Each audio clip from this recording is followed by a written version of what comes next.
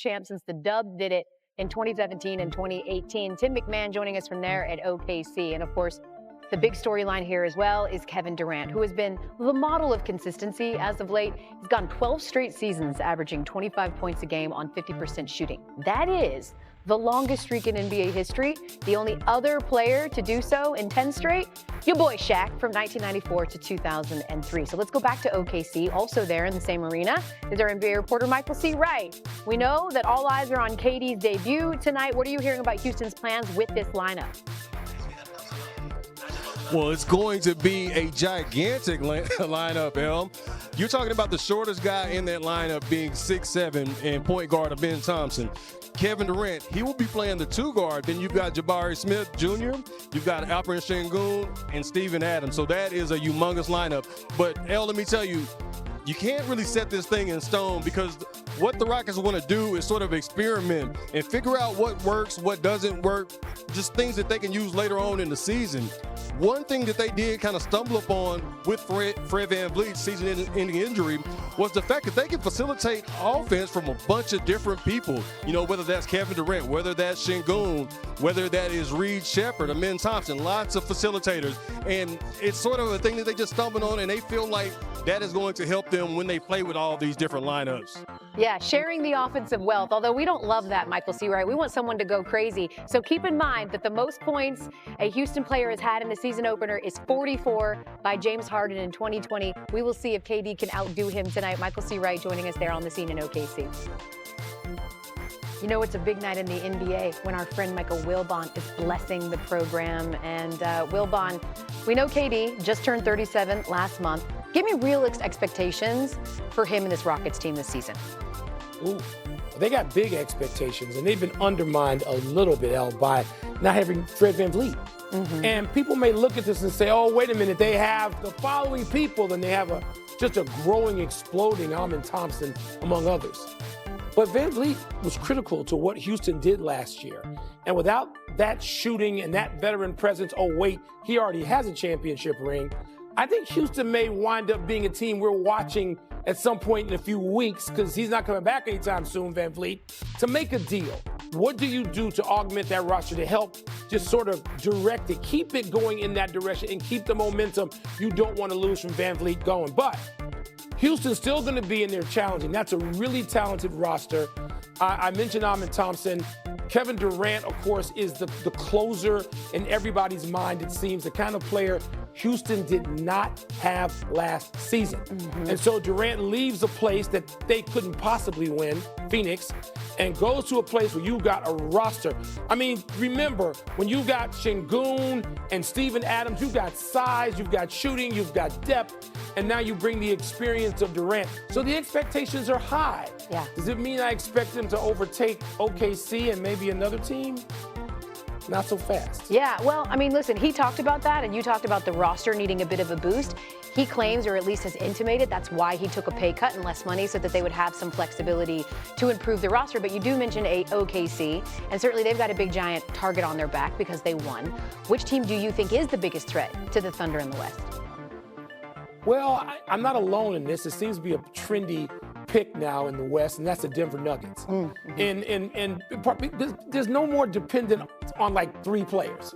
And to go out and to now have Cam Johnson, to have Tim Hardaway Jr., to have Bruce Brown back, to have Valanciunas there, you've got a roster, a full roster, not just a player who may be in Jokic, the best player in the world, not just that, but a roster, a fully developed roster around him with experience and talent and maybe improved shooting. And I look at Denver now as a team that ought to say, look who we got in the middle, and look what we've got around him, which was not the case in the last 2 seasons, and Denver was not able to get back in that winner's circle. So if you ask me right now, with Houston still trying to figure out what to do in the absence of VanVleet, to me, I'd look at Denver, and I might look at Denver anyway. It's hard. The league is too hard to repeat. That's why nobody repeats. Yep. It's not because anybody's lacking. Boston wasn't really lacking last year. I'm not talking about the playoffs and the injury to Jason Tatum. I just mean the struggle to get through all those teams, the gauntlet of teams that awaits you. I don't know that OKC, while they have everything, they have the coaching, the coachable players, the superstar players, the bench, the support. They have all of it. Do they have enough to repeat?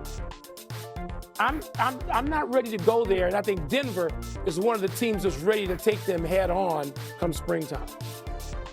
You mentioned the gauntlet teams in the West. Are the Lakers one of them with 41-year-old almost LeBron? I don't know that I'm ready to go there yet. And I realize the Lakers are going to be a team we must watch every night. Now, first of all, you got to get LeBron back in there healthy. And to me, the season starting without LeBron is a little bit of a downer because you want to see LeBron every chance you get.